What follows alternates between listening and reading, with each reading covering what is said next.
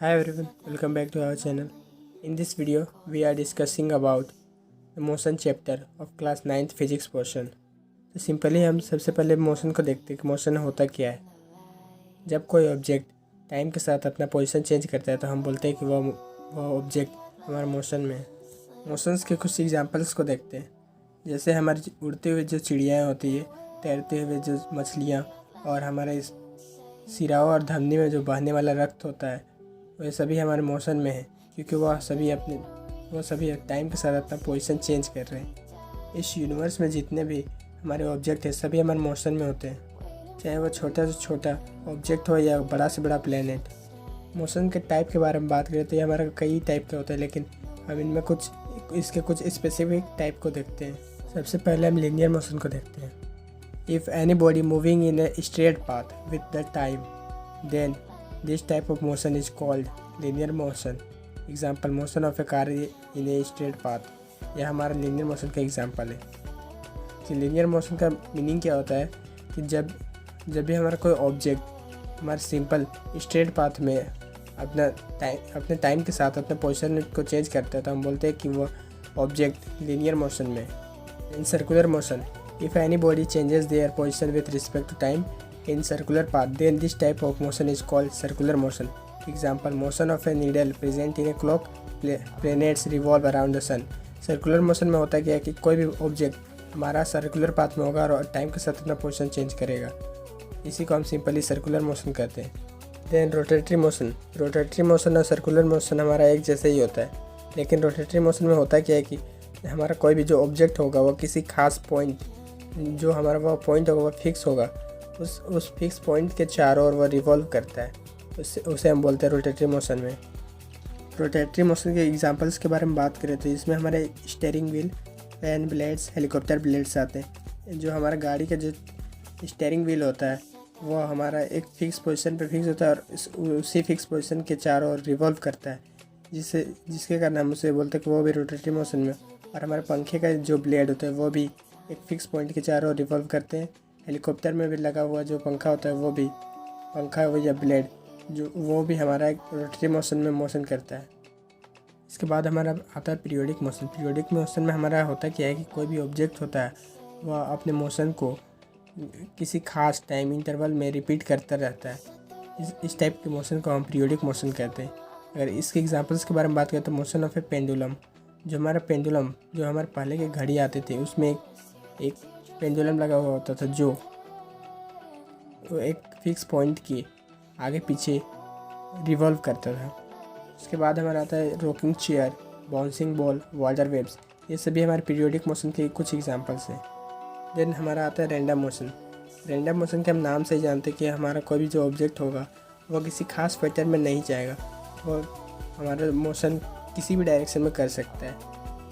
तो इस टाइप के मोशन को हम रैंडम मोशन के नाम से जानते हैं। और इसके एग्जांपल्स के बारे में बात करें तो जो हमारे बादल होते हैं उनकी गति हमारे रैंडम मोशन में आती है, और जो हमारी मधुमक्खियाँ होती है वो किसी फूल के चारों ओर इधर उधर मंडराती है, ये भी हमारे रैंडम मोशन का एग्जांपल है। रोलिंग फुटबॉल, जो हमारा घूमता हुआ जो फुटबॉल होता है वो किस डायरेक्शन में जाएगा किसी को नहीं पता होता, तो ये भी हमारे एक रैंडम मोशन का एग्जाम्पल है। देन हमारा आता है reference point.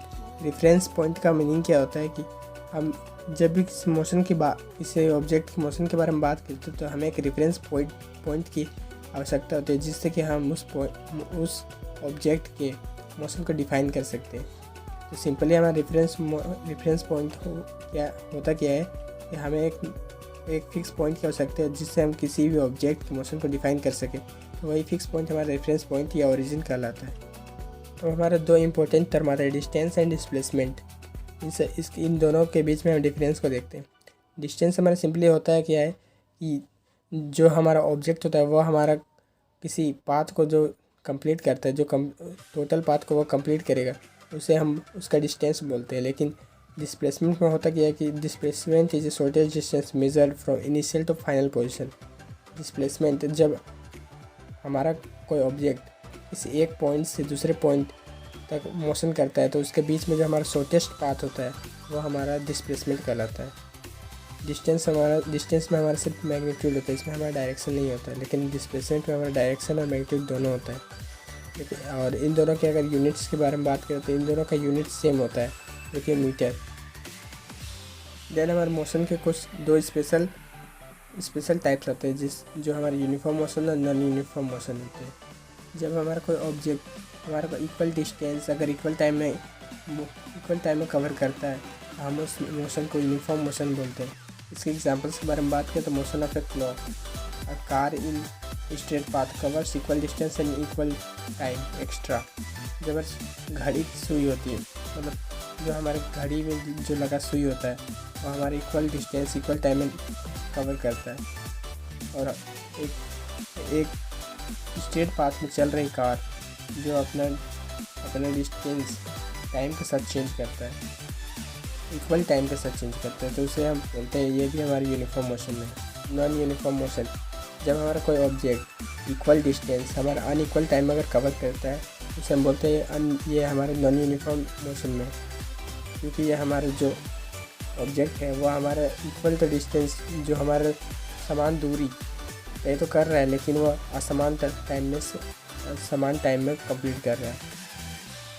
Then uniform motion के एग्जांपल्स के बारे में बात करें तो इसमें हमारे आते हैं running horses, movement of an aeroplane in clouds and landing extra. जो हमारे दौड़ते हुए घोड़े होते हैं उनकी मोशन के बारे में बात करें तो ये हमारे कितना डिस्टेंस कितने टाइम में कवर करेंगे इसके बारे में कोई नहीं आता। इसके बाद आता है हमारा स्पीड होता है कि अगर the rate of change of position of any object with time is called speed. जो हमारा किसी भी ऑब्जेक्ट के पोजीशन को अगर चेंज करने का उसका टाइम के साथ चेंज करने का जो दर होता है उसी को हम स्पीड के नाम से जानते हैं।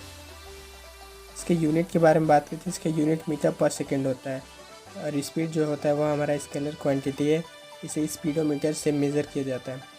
स्पीड का फॉर्मूला डिस्टेंस बाय टाइम होता है, और इस फॉर्मूले से अगर हमें डिस्टेंस निकालना हो तो इसके लिए हमें स्पीड और टाइम को मल्टीप्लाई कर देना पड़ता है। और इसी फॉर्मूले से अगर आपको टाइम को भी निकालना है तो डिस्टेंस बाय स्पीड करने से इससे हमारा टाइम भी आता है। Average speed, the total distance travelled by an object divided from total time taken in covering the path is called average speed. Average speed के फार्मूला के बारे में बात करते हैं। इसका फार्मूला होता है कि total distance travel by total time taken.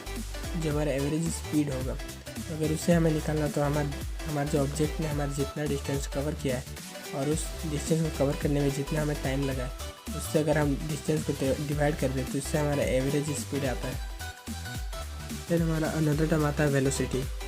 Velocity भी हमारा rate of change in motion होता है, और स्पीड भी हमारा rate in change in motion, लेकिन वेलोसिटी में हमारे डायरेक्शन के साथ इसका मोशन चेंज होता है और स्पीड में विदाउट डायरेक्शन। ये वेलोसिटी का फॉर्मूला हो जाता है displacement by time. The velocity of an object can be uniform और वेरिएबल। हमारा वेलोसिटी जो होगा वो हमारे यूनिफॉर्म मोशन में भी हो सकता है और ये वेरी भी कर सकता है। वेलोसिटी की यूनिट्स के बारे में बात करते हैं तो इसका यूनिट्स मीटर पर सेकेंड, किलोग्राम पर आवर और सेंटीमीटर पर सेकेंड होता है। वेलोसिटी का ऐसा यूनिट मीटर पर सेकेंड ही होता है। इसके बाद हमारा आता है एवरेज वेलोसिटी।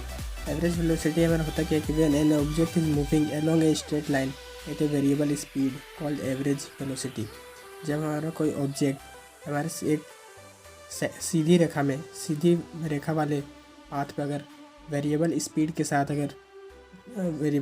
साथ अगर मोशन करता है तो उसे हम एवरेज वेलोसिटी के टर्म से जानते हैं। एवरेज वेलोसिटी का फॉर्मूला होता है initial velocity plus final velocity, और उससे 2 से डिवाइड कर दिया जाता है तो v, और इसे VAB से डिनोट किया जाता है, और इसका फॉर्मूला U प्लस V/2 होता है। और एवरेज वेलोसिटी का यूनिट भी मीटर पर सेकेंड ही होता है। एवरेज वेलोसिटी में हमारा जो वैल्यू आता है वो एग्जैक्ट वैल्यू नहीं होता है, क्योंकि इसमें हमारा एवरेज का मीनिंग होता है औसत, जो हमारा किसी दो पॉइंट के बीच का वैल्यू होता है। वेलोसिटी के बाद हमारा एक टर्म आता है एक्सीलरेशन। एक्सीलरेशन में हमारा rate of change in velocity होता है। हमने अभी देखा कि rate of change in motion हमारा वेलोसिटी होता है, जो कि हमारे डायरेक्शन के साथ अगर वेलोसिटी और नहीं तो स्पीड। लेकिन जब वेलोसिटी का अगर रेट ऑफ चेंज अगर वेलोसिटी का किया जाए तो इससे हमें एक्सेलरेशन मिलता है। और एक्सेलरेशन का formula change in velocity by time taken होता है। एक्सेलरेशन को ऐसे डिनोट किया जाता है और इसका फॉर्मूला V-U/T होता है। इसके ऐसा यूनिट के बारे में बात करते हैं, इसका ऐसा यूनिट मीटर पर सेकेंड होता है। एक्सेलरेशन के कुछ टाइप्स होते हैं, जिसमें अगर 2 टाइप्स होते हैं, पहला uniform acceleration and non uniform acceleration. Uniform acceleration में when an object's velocity increases और decreases by equal amount in equal intervals of time, this is called uniform acceleration. जब हमारा किसी ऑब्जेक्ट का वेलोसिटी किसी इक्वल अमाउंट ऑफ टाइम अगर बढ़ता है घटता है तो उसे हम यूनिफॉर्म एक्सेलरेशन बोलते हैं। और नॉन यूनिफॉर्म एक्सेलरेशन में हमारा जब कोई ऑब्जेक्ट के वेलोसिटी अनइक्वल टाइम में अनइक्वल इंटरवल ऑफ टाइम में उसका वेलोसिटी अगर डिक्रीज और इंक्रीज़ करेगा तो उसे हम नॉन यूनिफॉर्म एक्सेलरेशन कहेंगे। एक्सेलरेशन हमारा पॉजिटिव और नेगेटिव हो सकता है। अगर एक्सेलरेशन हमारा वेलोसिटी के डायरेक्शन में है तो ये पॉजिटिव होगा, और अगर ये वेलोसिटी के अपोजिट डायरेक्शन में अगर तो इसका वैल्यू हमारा नेगेटिव होगा। अब हम मोशन के ग्राफिकल रिप्रेजेंटेशन के बारे में बात करेंगे।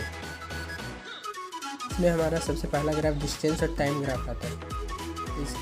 Distance travel by object is directly proportional to time taken. जो हमारा डिस्टेंस होता है वो हमारे टाइम्स के साथ डायरेक्टली प्रोपोर्शनल रिलेशन में होता है। अगर टाइम इंक्रीज़ करता है तो डिस्टेंस भी इंक्रीज़ करेगा, और डिस्टेंस इंक्रीज़ करेगा तो टाइम भी इंक्रीज़ करेगा। डिस्टेंस टाइम ग्राफ से हमें स्पीड का वैल्यू मिलता है। अगर हम यूनिफॉर्म स्पीड के लिए अगर डिस्टेंस और टाइम का ग्राफ देखें तो इसके लिए हमारा होता है, जब एक्स एक्सिस पे हम टाइम को लेते हैं और वाई एक्सिस पे डिस्टेंस को लेते हैं तो इसका ग्राफ सीधा हमारा लीनियर स्ट्रेट लाइन में बनता है। और अगर हम किसी 2 पॉइंट पे अगर इसे अगर निकालें तो हमारा जो स्पीड का वैल्यू होगा v equal to s2 - s1 by t2 - t1। S हमारा डिस्टेंस और T equal time. Non uniform speed के लिए हमारा जो डिस्टेंस और टाइम ग्राफ का जो ग्राफ होता है वो हमारा नॉन लीनियर होता है। वेलोसिटी टाइम ग्राफ से हमें डिस्प्लेसमेंट का वैल्यू मिलता है। इस ग्राफ में हमारा जो इनक्लोज शेप बनेगा उसका अगर हम मैग्नीट्यूड निकालेंगे तो हमें डिस्प्लेसमेंट का वैल्यू मिलता है। वेलोसिटी टाइम ग्राफ में अगर हम यूनिफॉर्म मोशन में इसका ग्राफ देखें हमारा कुछ इस प्रकार होता है, जिसमें हमारा जो डिस्टेंस वेलोसिटी का जो हमारा एक्सिस होगा, वेलोसिटी का जो लाइन होगा वो हमारा टाइम के एक्सिस के साथ पैरेलल ही होता है। और अगर हम किसी 2 पॉइंट पे अगर इसका वैल्यू निकालें तो हमें जो ये क्लोज वैल्यू मिलता है ये हमारे डिस्प्लेसमेंट का वैल्यू देगा। इसका अगर हम एरिया निकालते हैं तो इसका एरिया होता है AC × CD, यानी कि ये हमारा एक रेक्टेंगल बनता है जिसका रेक्टेंगल का फार्मूला से हम इसका एरिया निकाल सकते हैं, और इसका एरिया हमें डिस्प्लेसमेंट का वैल्यू देगा। देन हमारा नॉन यूनिफॉर्म मोशन में इसका ग्राफ इस प्रकार होता है, जो हमारा एक स्ट्रेट लाइन देता है, और अगर इसके 2 पॉइंट पे अगर हम इसका वैल्यू निकालें तो इसका जो हमारा जो इनक्लोज जो हमारा शेप बनता है वो हमारा डिस्प्लेसमेंट का वैल्यू देगा। इस इनक्लोज शेप का जो एरिया निकालने के लिए हमें फार्मूला का यूज़ करना पड़ता है, तो इससे पहले हम 2 भाग में डिवाइड कर देते हैं, जिसमें से एक हमारा ट्रायंगल बनता है, दूसरा रेक्टेंगल। तो ट्रायंगल और रेक्टेंगल का एरिया निकाल कर अगर हम दोनों को जोड़ दें तो हमें डिस्प्लेसमेंट का वैल्यू इससे मिल जाएगा। फिर हमारा नेक्स्ट काम आता है equation of motion by graphical method. इसमें हमारा पहला इक्वेशन आता है v equal to u + at, जो हमारा रिलेशन ऑफ वेलोसिटी टाइम को दिखाता है। और इसमें दूसरा इक्वेशन है हमारा s equal to ut + ½ at², जो हमारा पोजीशन और टाइम के रिलेशन को बताता है। फिर नेक्स्ट थर्ड जो हमारा इक्वेशन है 2as equal to v² - u², ये हमारा पोजीशन और वेलोसिटी का रिलेशन को दिखाता है। इसमें v इक्वल हमारा फाइनल वेलोसिटी और u इक्वल इनिशियल वेलोसिटी है, और s equal to distance travel. इसके बाद हमारा आता है यूनिफॉर्म सर्कुलर मोशन। इसमें हमारा होता क्या है कि जब हमारा कोई ऑब्जेक्ट किसी सर्कुलर पाथ में यूनिफॉर्म स्पीड के साथ मूव करता है तो हम इसे यूनिफॉर्म सर्कुलर मोशन बोलते हैं। इस मोशन में हमारा होता है कि कोई भी ऑब्जेक्ट जो होगा उसका हर पॉइंट पे उसका डायरेक्शन और उसके एक्सेलरेशन में चेंज होता है। इसके एग्जांपल्स के बारे में बात करते हैं। इसके example satellite in circular orbit around the earth and the cyclist on a circular track at constant speed and so on. इन दोनों एग्जांपल्स में हमारा जो ऑब्जेक्ट है उनके डायरेक्शंस और डायरेक्शन और जो उनके एक्सेलरेशन होगा वह हर पॉइंट पे वेरी करता है। और इसका फॉर्मूला होता है v इक्वल 2πr/टाइम टेकन। 2π हमारा सर्कल का सरकमफेरेंस होता है।